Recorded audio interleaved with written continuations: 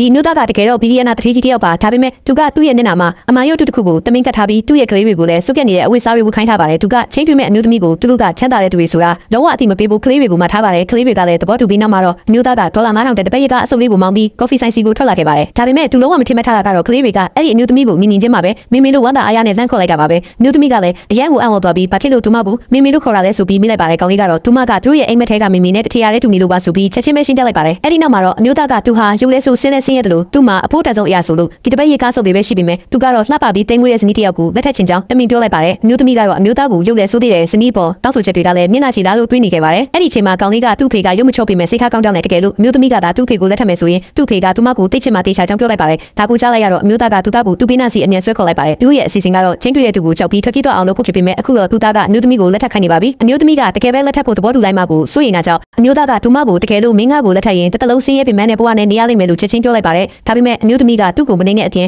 အခုပဲလက်ထက်စာချုပ်တွားချုပ်ကြရအောင်လို့ပြောလိုက်ပါတော့တယ်အမျိုးသားမှာတော့အရန်ပဲထိတ်ကတုံးလုံးသွားပါတော့တယ်ဘာမှမတက်နိုင်တဲ့အဆုံးသူကအမျိုးသမီးနဲ့လက်ထက်စာချုပ်ချုပ်လိုက်ရပေမဲ့သူမကိုအခုထိမယုံကြည်သေးတာကြောင့်သူတို့ကချမ်းသာတဲ့သူတွေထင်မှန်လောလောဆယ်ထုံမပြောဘူးကလေးတွေကိုထပ်မှထားပါတယ်အမျိုးသမီးကိုစမ်းသပ်ဖို့အတွက်အမျိုးသားကသူမရဲ့အိမ်ကိုပြောင်းရွှေ့နေထိုင်ခြင်းနဲ့လို့တမင်ပြောလိုက်ပါတယ်အမျိုးသမီးကအတူတူနေလို့ရပေမဲ့အမျိုးသားအနေနဲ့အင်္ဂါခပေးရမယ်လို့ပြောပါတယ်အမျိုးသားကတော့သူ့မှာပတ်စံမရှိပါဘူးလို့လူလဲကြပြီးပြောလိုက်ပါတယ်အမျိုးသမီးကစိတ်ဆိုးရမယ့်အချိန်မှာပဲကလေးနှစ်ယောက်ကဒီညသူ့ကိုလမ်းဘေးမှာအေးရတော့မှာပါဆိုပြီးဟန်ဆောင်ကောက်မှုပါတော့တယ်ဒါကြောင့်စိတ်ခါနှုတ်နေတဲ့အမျိုးသမီးကသူ့ကိုအိမ်ခေါ်သွားခဲ့ပါတယ်အိမ်ကရောက်တဲ့အခါအမျိုးသမီးကကလေးနှစ်ယောက်ကိုပြုစုပြုထောင်ဖို့ပတ်စံအများကြီးလိုအပ်တယ်လို့ចောင်းကားစာတွေလည်းပေးရမှာဖြစ်တာကြောင့်နောက်နေ့မှာအလုပ်သွားရှာဖို့အမျိုးသားကပြောလိုက်ပါတယ်အမျိုးသားကအရန်အံ့ဩသွားပြီးဘာဖြစ်လို့သူ့ရဲ့ကလေးတွေအပေါ်ဒီလောက်အထိကျင်နာရတာလဲလို့မိလိုက်ပါတယ်အမျိုးသမီးကတော့အခုကျမတို့လက်ထပ်ထားပြီးပဲရှင်ရဲ့ကလေးတွေကကျမရဲ့ကလေးတွေပါပဲကျမသူတို့ကိုတိတိကျကျပြုစုဆောင်ရှောက်မှာပါလို့ပြန်ပြောလိုက်ပါတယ်အဲ့ဒီနောက်သူမကသူတို့အတွက်ညစာချက်ပေးဖို့ပြင်ဆင်ပါတယ်ကလေးနှစ်ယောက်ကလည်းအတူတူဝိုင်းချက်ပေးချင်တယ်လို့ချက်ချင်းပဲတွေ့ကြပါတယ်မိဖို့ချောင်းတွေကနှွေးထွေးတဲ့နှင်းဝင်းလေးကိုကြည့်ရင်းနဲ့အမျိုးသားကသူ့ဘဝမှာပထမဆုံးအကြိမ်ဖြစ်အိဆိုးရဲ့နှွေးထွေးမှုကိုခံစားလိုက်ရပါတော့တယ်